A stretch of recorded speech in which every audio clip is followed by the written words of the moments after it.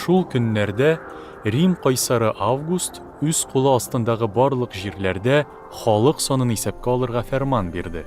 Халык санын исәпкә алу беренче тапкыр уздырылып, Сүрия өлкәсе белән ул заманда Вериния идарә итә иде. Теркәлү өчен һәркем үз нәселенең шәһәренә кайтырга тиеш иде. Давыд нәселеннән булганга күрә, Йосыф та Галилеядәге Насара шәһәреннән Яһүдиягә, Давыд шәһәре саналган Бәйт-Лехемгә китте. Исемлеккә теркәлер өчен Йосыф үзенә ярешелгән Мәрьям белән бергә барды.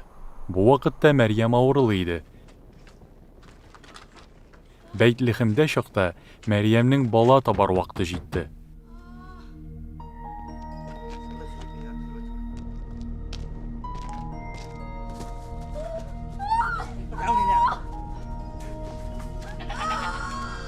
Мәрьям үзенең беренче баласын ир бала тапты. Ул аны биләде дә утлыкка салды. Чөнки аларга кунак йортында урын табылмады.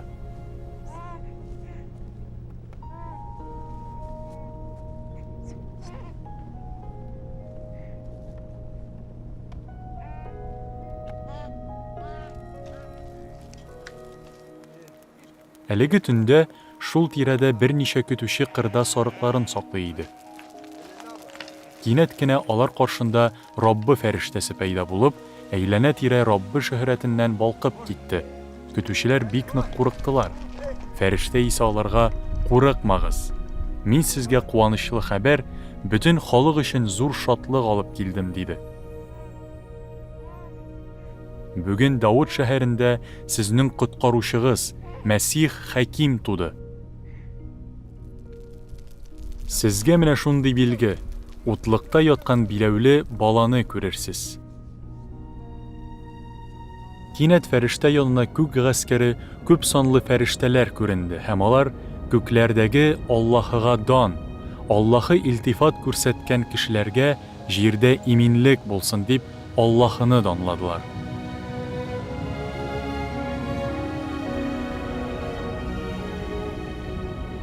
Фәрештәләр күккә күтәрелгәннән соң, көтүчеләр бер-берсенә: "Әйдәгез, Бәйт-Лехемгә барыйк. Анда ниләр булганны, Раббы әйткәннәрне күрик", диделәр. Алар ашыгып Бәйт-Лехемгә килделәр, һәм анда Мәрьям белән Йосыфны утлыкта яткан баланы күрделәр. Баланы күргәннән соң, алар аның хакында үзләренә әйтелгән сүзләрне башкаларга да сөйләделәр. Көтүчеләр сөйләгәнне ишеткән кешеләрнең барысы хәйран калды. Мәрьям исә буларның һәммәсен күңеленә салып куйды һәм шул хакта уйлап йөрде. Ишеткән һәм күргән барлык нәрсәләр өчен Аллаһыны данлап һәм мактап, көтүчеләр үзләренең маллары янына кайттылар. Барысы да фәрештә әйткәнчә булды. 8 көн үтеп, баланы сөннәткә утырту вакыты җиткәч, аңа Гайса дигән исем куштылар. Әнкәсе Мәрьям авырга узганчы ук, балага фәрештә әнә шул исемне кушкан иде.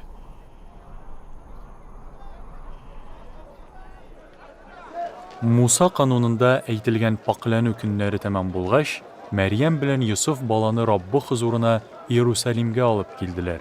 Чөнки Раббы канунында ана карыныннан беренче булып туган һәр ир бала Раббыга багышланырга тиеш дип язылган. Раббы кануны буенча алар шулай ук 2 урман күгәрченен яки 2 бала күгәрченне корбанга китерергә тиеш иде.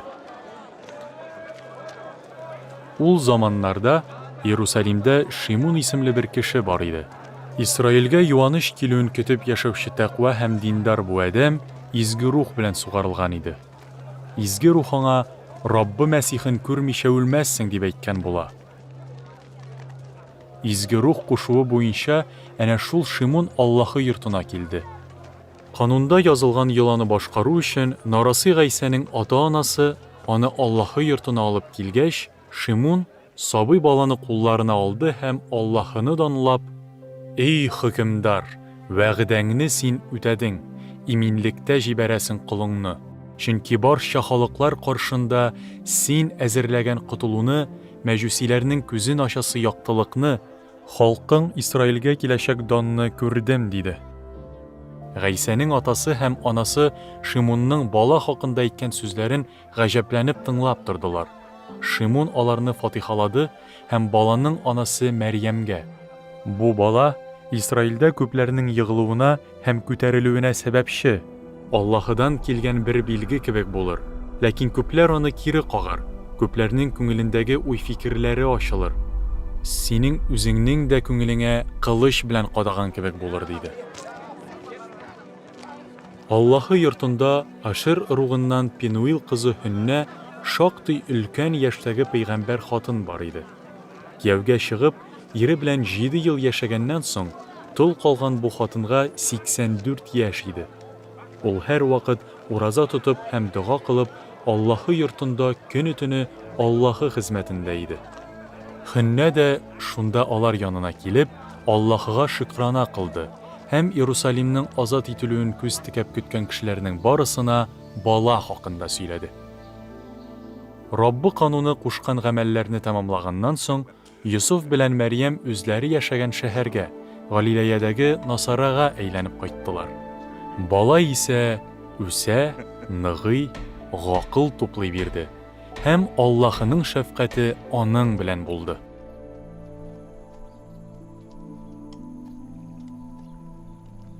Гайсәнең ата-анасы һәр елны Иерусалимгә Котылу бәйрәменә бара торган иде.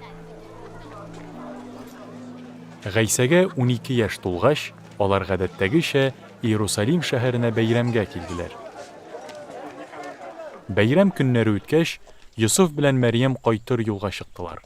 Яшүсмер Гайсә исә Иерусалимдә калган булып чыкты, ата-анасы бу турыда белмәде.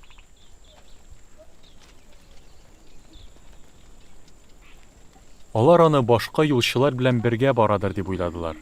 Бер көнлек юл үткәннән соң, аны кардәшләре һәм таныш-белешләре арасыннан эзли башладылар. Һәм таба алмагач, кабат Иерусалимгә килделәр.